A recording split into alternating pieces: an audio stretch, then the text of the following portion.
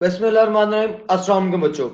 बच्चों आज हमारा टॉपिक है एक्सक्रीशन इन एनिमल्स। आज हम एनिमल्स में एक्सक्रीशन को डिस्कस करने जा रहे हैं। हम देखेंगे जो एनिमल्स में एक्सक्रीशन है, जो एनिमल की वेस्ट प्रोडक्ट है, वो मोस्टली किस फॉर्म में होती है। क्या वो यूरिया की फॉर्म में है, क्या वो यूरिक एसिड की फॉर्म में, या अमोनिया की फॉर्म में है। फिर हम देखेंगे अगर वेस्ट प्रोडक्ट ज्यादा क्वांटिटी में है तो एनिमल्स उसे किस फॉर्म में रिलीज कर रहे हैं। अगर वो थोड़ा मॉडरेट क्वांटिटी में है तब एनिमल्स उसे किस फॉर्म में स्टोर कर रहे हैं और किस फॉर्म में रिलीज कर रहे हैं। और अगर वेस्ट मटेरियल बिल्कुल माइन्यूट क्वांटिटी में है तो तब एनिमल्स इन नाइट्रोजनस वेस्ट को कैसे आउट ऑफ बॉडी रिमूव कर रहे हैं और किस फॉर्म में कर रहे हैं। आप बच्चे इसमें एक और चीज ऑब्जर्व करेंगे कि जो अमोनिया है इसको रिमूव करने के लिए आउट ऑफ बॉडी सबसे ज्यादा पानी रिक्वायर होगा। About 500 ml, half of liter water is required to remove only 1 gram of ammonia out of body। जबकि अगर आप यूरिया की तरफ आए तो बच्चों यूरिया को 50 ml वाटर रिक्वायर्ड होगा। 1 ग्राम यूरिया को बॉडी से आउट रिमूव करने के लिए में 50 ml वाटर रिक्वायर्ड होगा। जबकि 1 ग्राम ऑफ यूरिक एसिड को आउट ऑफ बॉडी रिलीज करने के लिए में only 1 ml of water required होगा। तो in case of humans mostly हम वही फॉर्म ऑफ एक्सक्रीशन रखेंगे वेस्ट मटेरियल की। पहली बात कि वो हमारी बॉडी के लिए हार्मफुल ना हो, टॉक्सिक ना हो। दूसरा, हमें मिनिमम से मिनिमम वाटर रिक्वायर हो उसे बॉडी से आउट रिमूव करने के लिए। तो आइए बच्चे चलते हैं एक्सक्रीशन इन एनिमल्स की तरफ। Keeping in view the definition of excretion. तो बच्चे एक्सक्रीशन की डेफिनेशन क्या थी। हमने कहा था the mechanism to remove nitrogenous waste out of body is known as excretion. Waste material को बॉडी से आउट रिमूव करने का जो मैकेनिज्म है बच्चे, उस मैकेनिज्म को बच्चे क्या नाम देते हैं, एक्सक्रीशन का। दैट इज द एलिमिनेशन और the excretion of the waste metabolites. उसने वेस्ट मेटाबोलिटीज क्यों कहा है, क्योंकि बच्चे हमारी बॉडी में हर टाइम कैटाबोलिज्म और एनाबोलिज्म हो रहा है। कंबाइन लीजिए, जिसको हम कहते हैं मेटाबॉलिज्म। तो जो हमारी बॉडी में हर वक्त मेटाबॉलिक रिएक्शंस हो रहे हैं और कॉन्टिन्यूसली इन रिएक्शंस की प्रोडक्ट्स बन रही हैं और प्रोडक्ट्स के साथ साथ कुछ वेस्ट मटेरियल भी बन रहे हैं जिसको हम कहते हैं metabolic waste. Several products may be included in the list of excretory product। वो कहते हैं मेटाबॉलिक रिएक्शंस की वजह से हमारे पास बहुत सी प्रोडक्ट्स आ रही हैं और इन प्रोडक्ट्स में से काफी मटेरियल ऐसे हैं जो कि वेस्ट प्रोडक्ट हैं, waste material. Water due to its removal is hypoosmotic environment is labelled as an excretory product in specific condition.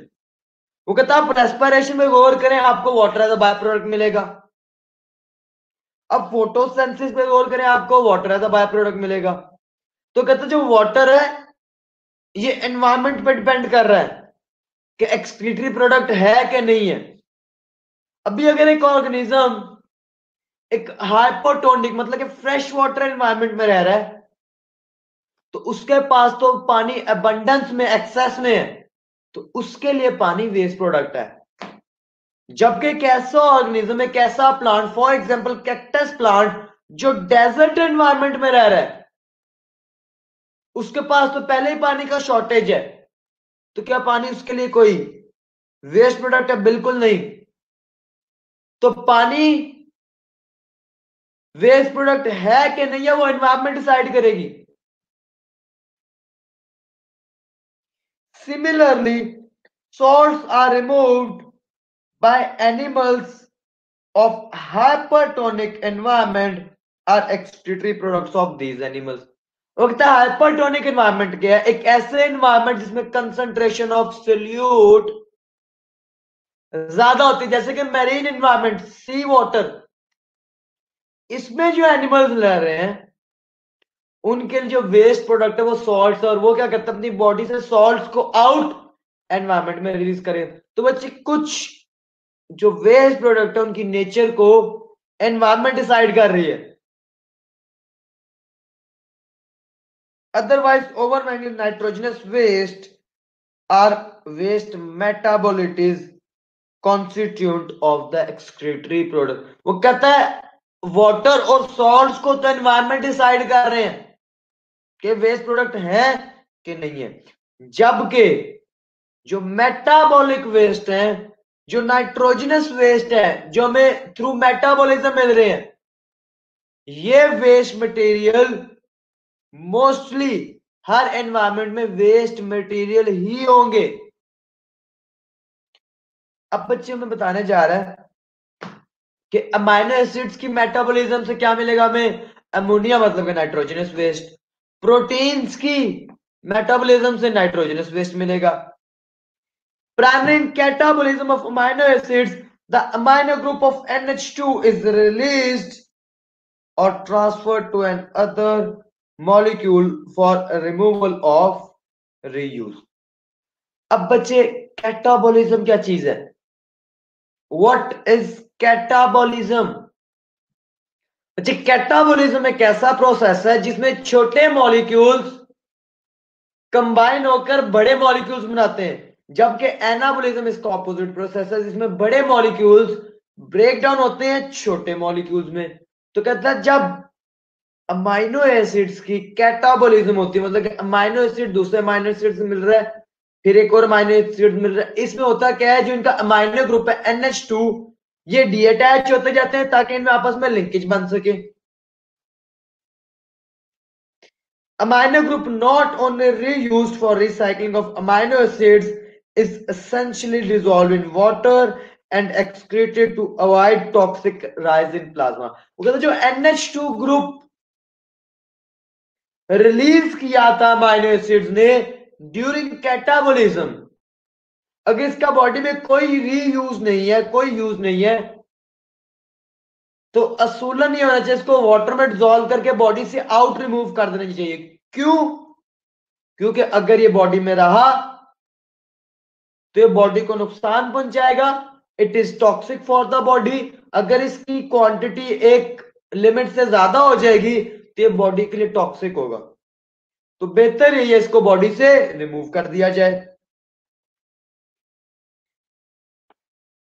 Elevated levels of the waste can cause convulsions, coma and eventually death।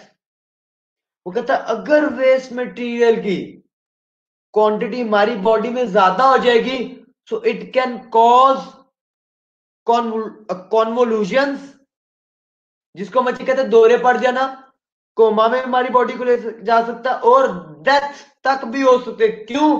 क्योंकि waste material toxic in nature है, जहरीलापन है waste material में। It can cause convulsions, coma and even death. तो waste material को body से remove करना बहुत जरूरी है, बहुत इंपॉर्टेंट है। मोस्ट एक्सेस, अभी मैं बताना चाह रहा है कि अगर नाइट्रोजनस वेस्ट होगा ज्यादा मिकदार में तो तब हम उसको किस फॉर्म में रिलीज करेंगे?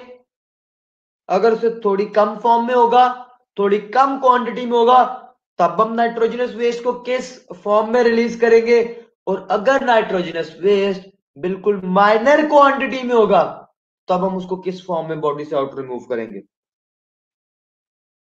Most excess nitrogen is excreted by animals as ammonia, urea और यूरिक एसिड। वो कहता है मोस्टली जो नाइट्रोजनस वेस्ट है हमारी बॉडी में, हम उनको किस फॉर्म में रिलीज करें बच्चे? अमोनिया यूरिक एसिड और यूरिया के फॉर्म में। एमोनिया के बच्चे 500 ml वाटर चाहिए पर ग्राम रिलीज करने के लिए आउट ऑफ बॉडी। यूरिया को 50 ml चाहिए, 1 ग्राम यूरिया को रिमूव करने के लिए बॉडी से 50 ग्राम वाटर चाहिए, जबकि 1 gram of water is required या 1 ml of water is required to remove 1 gram of uric acid out of body. अगर तो हमारे पास नाइट्रोजनस वेस्ट एक्सेस अमाउंट में है, एक्सेस क्वांटिटी में है, तो हम उनको अमोनिया की फॉर्म में, यूरिया की फॉर्म में, यूरिक एसिड की फॉर्म में रिलीज करेंगे। Lower quantities of nitrogen are excreted in form of other compounds such as creatine और ट्राइमेथाइलिन ऑक्साइड। अगर तो नाइट्रोजनस वेस्ट हाई क्वांटिटी में मौजूद है तो अमोनिया, यूरिया और यूरिक एसिड की फॉर्म में रिलीज होंगे, और अगर नाइट्रोजनस वेस्ट लो क्वांटिटी में मौजूद है तो हम उनको कैरेटिन और ट्राइमेथाइल ऑक्साइड की फॉर्म में भी रिलीज कर सकते हैं। And in very small quantity, और अगर नाइट्रोजनस वेस्ट की क्वांटिटी बहुत स्मॉल है, बहुत कम है, माइनर क्वांटिटी में मौजूद है, तो अगर माइनर क्वांटिटी में मौजूद है हम उसको रिमूव क्यों करें? क्यों? क्योंकि जो वेस्ट मटेरियल है वो टॉक्सिक इन नेचर है, तो अगर वो थोड़ा भी है तो हमें उससे जान छुड़ानी है, we have to get rid of it. And in very small quantities, अगर वेस्ट मटेरियल बहुत स्मॉल क्वांटिटी में, तो हम उसको किस फॉर्म में रिलीज कर सकते हैं? We can release it in the form of amino acids, purines, pyrimidines. Purines और पायरामिडीन्स बच्चे डीएनए की नाइट्रोजनस बेसिस है। डीएनए और आरएनए के स्ट्रक्चर में हम 3 चीजें पढ़ते थे, nitrogenous base, 5 carbon ribose sugar and phosphate group. तो नाइट्रोजनस बेस थे, इनकी 2 टाइप्स थी, वो क्या थी? प्यूरिन्स और पायरामिडीन्स। अगर नाइट्रोजनस वेस्ट बहुत ही माइनर क्वांटिटी में, तो उसको हम अमीनो एसिड की फॉर्म में, प्यूरिन्स या पायरामिडीन्स की फॉर्म में भी रिलीज कर सकते हैं। अगर मेटाबॉलिक वेस्ट हायर क्वांटिटी में मौजूद है तो हम उसको यूरिया, अमोनिया या फिर यूरिक एसिड की फॉर्म में रिलीज करेंगे। अगर लोअर क्वांटिटी में मौजूद है तो हम नाइट्रोजनस वेस्ट को कैरेटीन और ट्राइमेथाइल ऑक्साइड की फॉर्म में रिलीज करेंगे। और अगर वेस्ट मटेरियल बिल्कुल ही लो फॉर्म में मौजूद है, माइनर फॉर्म में मौजूद है, तो उसको हम अमीनो एसिड, प्यूरिन्स और पैरामिडीन्स की फॉर्म में भी रिलीज कर सकते हैं। अब वो हमें कहता है मजीद आगे, metabolism of purine and pyrimidine bases produce significant amount of nitrogenous waste of hypoxanthine, xanthine, uric acid, allotonin, urea and ammonia. वो मैं कहता बच्चे जो प्यूरिन्स और पायरामिडीन्स का मेटाबॉलिज्म है, प्यूरिन्स और पायरामिडीन्स जो कि नाइट्रोजनस बेसिस है डीएनए और आरएनए में, इनके मेटाबॉलिज्म से हमारे पास जो मटेरियल, वेस्ट मटेरियल प्रोड्यूस होता है वो क्या बच्चे? Xanthine, hypoxanthine, allantoin, uric acid and ammonia. तुम्हें पता चला कि प्यूरिन्स और पायरामिडीन्स के मेटाबॉलिज्म हमारे पास बच्चे जो एक्सेस मटेरियल है जिसको हम वेस्ट मटेरियल कह रहे हैं, वो ज़ैंथिन की फॉर्म में हो सकता है, हाइपोज़ैंथिन की फॉर्म में हो सकता है, एलोटोनिन की फॉर्म में हो सकता है, यूरिक एसिड की फॉर्म में हो सकता है, और बच्चे यूरिया और अमोनिया की फॉर्म में हो सकता है। तो बच्चे ये था आज का हमारा टॉपिक लेक्चर। इससे साथ साथ ऐसे ऑर्गेनिज्म जो वेस्ट मटेरियल अमोनिया की फॉर्म में रिलीज करते हैं हमको कहते हैं अमोनियोटैलिक, जैसे कि फिश। अब फिश अमोनिया के फॉर्म में वेस्ट मटेरियल क्यों रिलीज कर रहा है? हालांकि अमोनिया को रिलीज करने के लिए वाटर की क्वांटिटी ज्यादा रिक्वायर्ड है, तो पहले ही मछली किस में रह रही है, एक्वेटिक एनवायरनमेंट में, उसके पास पानी एक्सेस में अवेलेबल है, तो वो पानी ज्यादा यूज कर सकती है अमोनिया को रिलीज करने के लिए। वो 500 ml पर ग्राम ऑफ अमोनिया अफोर्ड कर सकती है क्योंकि उस पानी एक्सेस में, तो ऐसे ऑर्गेनिज्म कहते हैं अमोनोटैलिक। फिर बच्चे ऐसे ऑर्गेनिज्म आते हैं जो अपने वेस्ट मटेरियल को यूरिया की फॉर्म में रिलीज करते हैं। क्यों? क्योंकि इनके पास पानी एक्सेस में नहीं है। तो बच्चे इन ऑर्गेनिजम्स को हम कहते हैं यूरियोटैलिक। ऐसे ऑर्गेनिजम्स जो अपना वेस्ट मटेरियल यूरिया की फॉर्म में रिलीज कर रहे हैं, उनको बच्चे हम नाम क्या देते हैं, यूरियोटैलिक। लास्ट में बच्चे ऐसे ऑर्गेनिज्म आएंगे जिनके पास या तो पानी की शॉर्टेज है, या मुस्लिम कहेंगे उनके पानी की शॉर्टेज है, तो इस वजह से वो अपना वेस्ट मटेरियल यूरिक एसिड के फॉर्म में रिलीज करेंगे, स्पेशली बर्ड्स वगैरह, ताकि उनको पानी कम से कम इस्तेमाल करना पड़े वेस्ट मटेरियल को सेक्रेट करने में, रिलीज करने में, एक्सक्रीट करने में।